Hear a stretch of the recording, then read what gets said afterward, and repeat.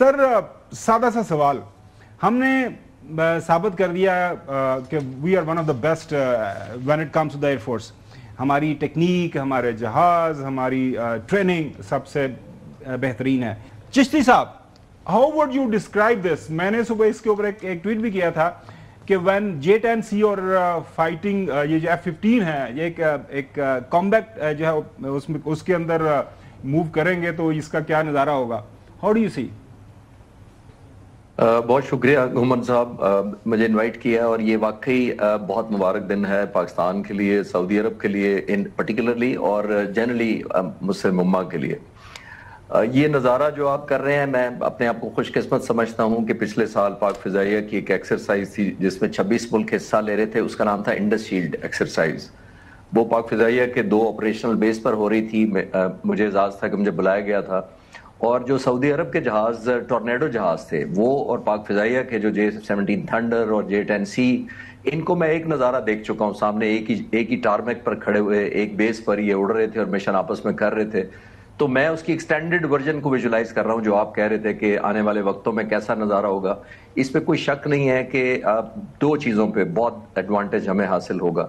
دیکھیے، ایک ہے ہماری اسٹرینتھ کا الحمدللہ ہم نے ابھی ثابت کی، اور آپ نے کہا کہ ہندوستان کی طرف آپ نے اشارہ کیا، وہ ہم نے ثابت کی ہے اور اسٹیبلش کی ہے، پرٹیکولرلی پاک فضائیہ. ظاہر ہے مسلح افواج اوور آل اور اس ملک کے لوگوں نے جس طرح ساتھ دیا مسلح افواج کا اور پاک فضائیہ کا، وہ بھی ایک تاریخ کا حصہ بن چکا ہے. تو بالکل آپ نے صحیح کہا کہ ایک تو ہے ہماری اسٹرینتھ جو ہمارے اپنے ڈیفنس کے لیے تو بہت زبردست تھی، جس کا ہم نے مظاہرہ بھی کیا، اور دوسری کسی بھی ملک کی جارحیت کو روکنے کے لیے نمبر 2 چیز چاہیے ہوتی ہے ریزالو یا حوصلہ.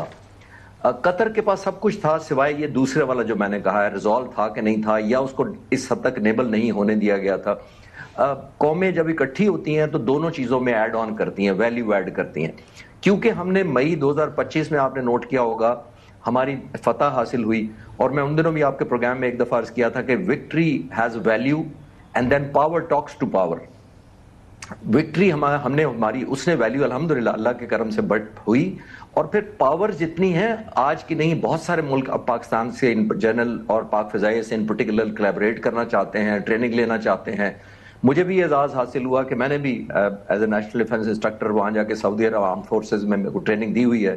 تو آبویسلی بڑی رسپیکٹ ہے ہماری. اور سب سے بڑی بات جو ہم مس کر رہے ہیں گومن صاحب، وہ یہ ہے کہ یہ دنیاوی کانٹریکٹ نہیں ہے، یہ کوئی دینی کانٹریکٹ بھی ہے. اس کے اندر ایک اوبلیگیشن ہے کہ سارا سعودی عرب شامل ہے، جس کے اندر حرمین شریف بھی شامل ہیں. اور آپ کے ویورز کی آسانی کے لیے میں بہت کوئک ایک رن ڈاؤن کرتا ہوں ہسٹری، تاکہ ہمیں پتہ لگے کہ ہم ہسٹوریکلی ایموشنلی سعودی عرب سے بہت کلوز رہے ہیں. 20 نومبر 1979 بڑا بدقسمت دن تھا حرمین شریف کے لیے.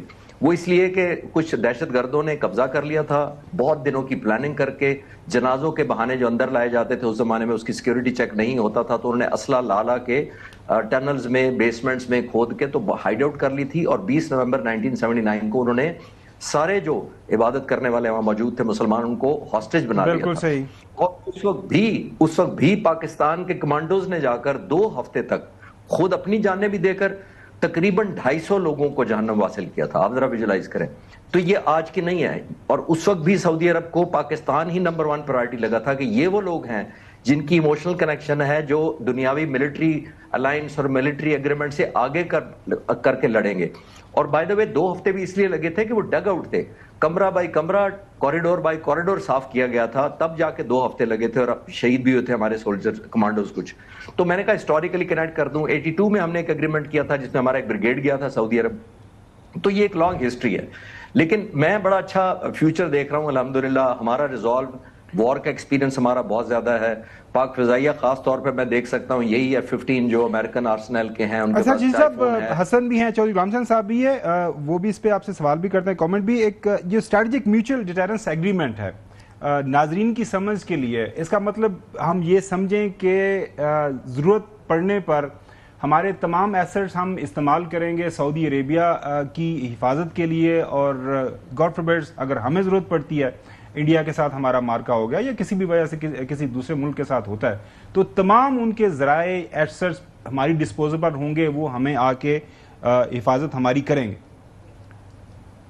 اور جی یہ صرف جنگ شروع کرنے پر نہیں ہوتا گمن صاحب، یہ ہمیں ذہن میں رکھنا چاہیے کہ اس کی پریپریشن اور ریڈینس میں جو کنٹریبیوشن ہوگی نا میوچلی دونوں، وہ بڑی پاورفل ہے، اور وہ اس کو نہیں اگنور کرنا چاہیے کہ کہیں خدا نہ خواستہ 4-5 سال بعد ضرورت پڑتی ہے تو ہم آ جائیں گے میدان میں، ایسا نہیں ہے۔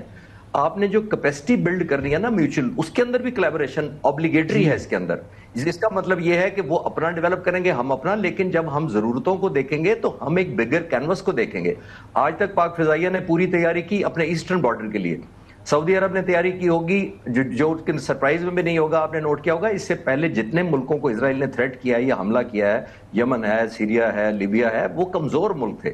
یہ پہلی دفعہ اس نے قطر کو حملہ کیا ہے، اور اب عرب بھائیوں کو اور دوستوں کو یہ ویژولائز کرنا پڑ رہا ہے کہ جو ہم نے آئل فار سیکیورٹی والا کانسیپٹ لیا ہوا تھا نا کہ ہم امریکہ کو تیل دیں گے وہ ہمیں سیکیورٹی دے گا، وہ فیل ہو گیا، کیونکہ اب تیل دے رہے ہیں۔ بالکل صحیح، بالکل صحیح۔